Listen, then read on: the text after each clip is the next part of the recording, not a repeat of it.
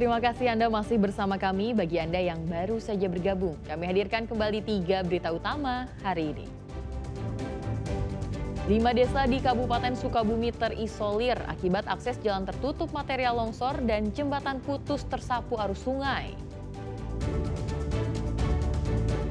Lagi-lagi menu makan bergizi gratis yang dibagikan ke warga di Desa Gasol, Kabupaten Cianjur, basi. Bencana banjir berdampak pada turunnya penjualan pernak-pernik Natal.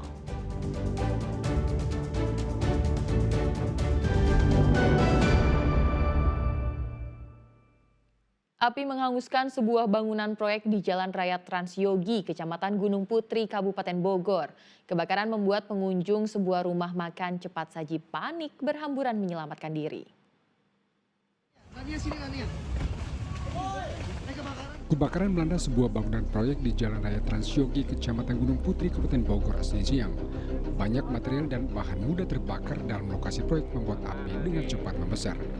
Peristiwa ini awalnya diketahui warga setelah melihat kepulan asap hitam tebal membumbung tinggi dari dalam proyek bangunan tersebut.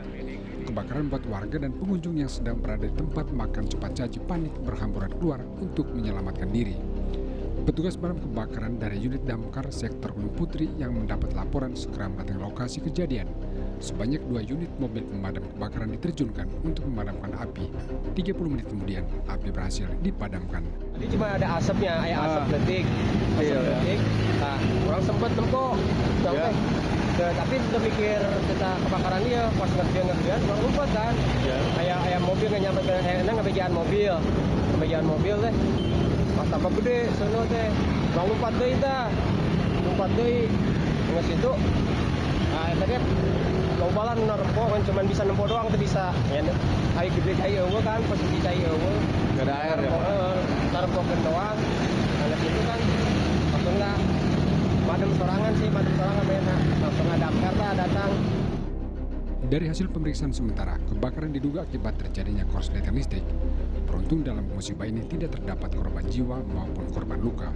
Namun akibat kebakaran, kerugian material ditaksir mencapai puluhan juta rupiah.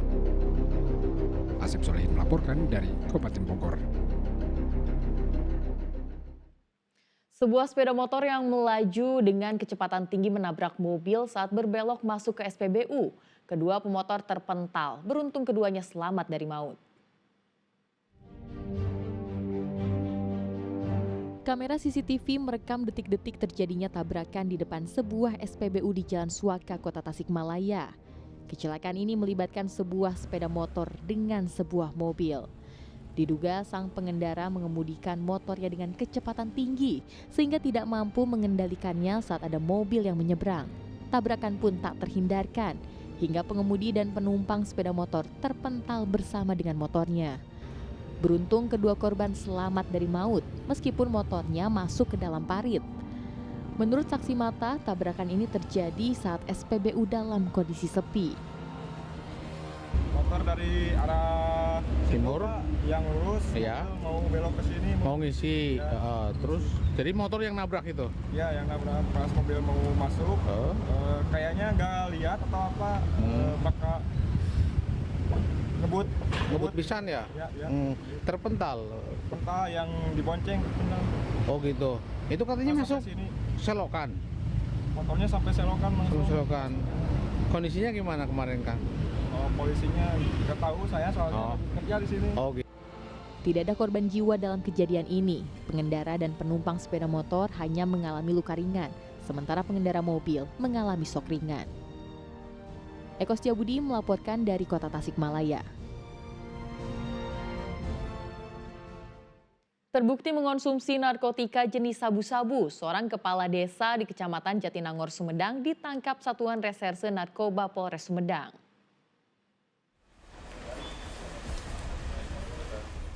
Kepala Desa Cinta Mulia Kecamatan Jatinangor bernama Syarif Wahyudi ditangkap anggota Satuan Reserse Narkoba Polres Sumedang. Penangkapan dilakukan setelah polisi menerima informasi dari masyarakat yang menyebut adanya dugaan penyalahgunaan narkotika oleh seorang pejabat desa.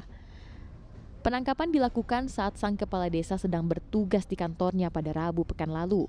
Setelah ditangkap, polisi langsung melakukan interogasi dan tes urin terhadap pelaku. Hasilnya menunjukkan bahwa Kades tersebut positif mengonsumsi narkotika jenis sabu-sabu. Sang kepala desa ternyata sudah mengonsumsi narkotika sejak tahun 2012. Narkotika jenis sabu-sabu tersebut didapatkannya secara gratis dari seseorang berinisial F yang saat ini masih dalam proses pengejaran pihak kepolisian. Dan yang bersangkutan mengakui perbuatannya dan mengkonsumsi narkotika pada hari Sabtu tanggal 6 Desember 2025. Kemudian dilakukan tes urin, hasilnya positif. Kemudian dari perkembangan pemeriksaan lebih lanjut bahwa yang bersangkutan mengkonsumsi narkoba dari sejak tahun 2012 dan aktif kembali mengkonsumsi narkoba beberapa bulan belakangan. Dari pengakuannya, yang bersangkutan mendapatkan narkotika dari saudara inisial F. Atas perbuatannya, sang Kades dijerat Undang-Undang tentang penyalahgunaan narkotika golongan 1 untuk diri sendiri. Pria 43 tahun tersebut dinyatakan sebagai korban penyalahgunaan narkotika dan tidak terbukti terlibat dalam jaringan peredaran gelap, sehingga penanganannya akan dilakukan dengan cara rehabilitasi di Pusat Rehabilitasi BNN di Lido, Sukabumi. Agun Gunawan melaporkan dari Sumedang. Satu pekan jelang perayaan Natal, penjualan pernak-pernik Natal di Karawang justru mengalami penurunan hingga 50%. Bencana banjir diduga berpengaruh terhadap daya beli masyarakat.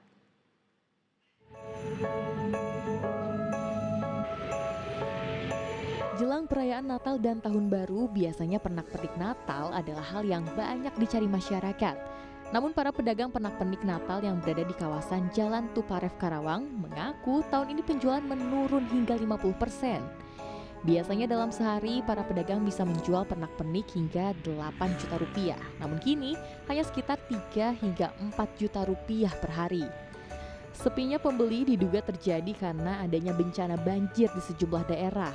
Hal ini membuat daya beli masyarakat menurun. Banjir juga membuat pengiriman barang tertunda. Sih membeli banyak Pak ya. Pak, kalau harga pohon Natal yang kecil berapa Pak? 100 sampai 800. Yang besar 800 Pak. Ya, Untuk aksesoris sendiri berapa tuh Pak saat itu? dari 10.000 sampai 30.000. Itu gimana Pak omsetnya Pak? Ya, bisa kecil ya, tergantung ini. Kalau beda-beda ini setiap hari Ada aja Pak ya? naik turun lah. Naik turun Pak. Ya, Dibandingkan tahun kemarin gimana sama Pak? kondisi banjir juga ya. Oh. Menurut pedagang, biasanya semakin dekat dengan perayaan Natal, penjualan pernak-pernik semakin meningkat. Namun tahun ini penjualan justru semakin menurun. Akli Yusuf melaporkan dari Karawang.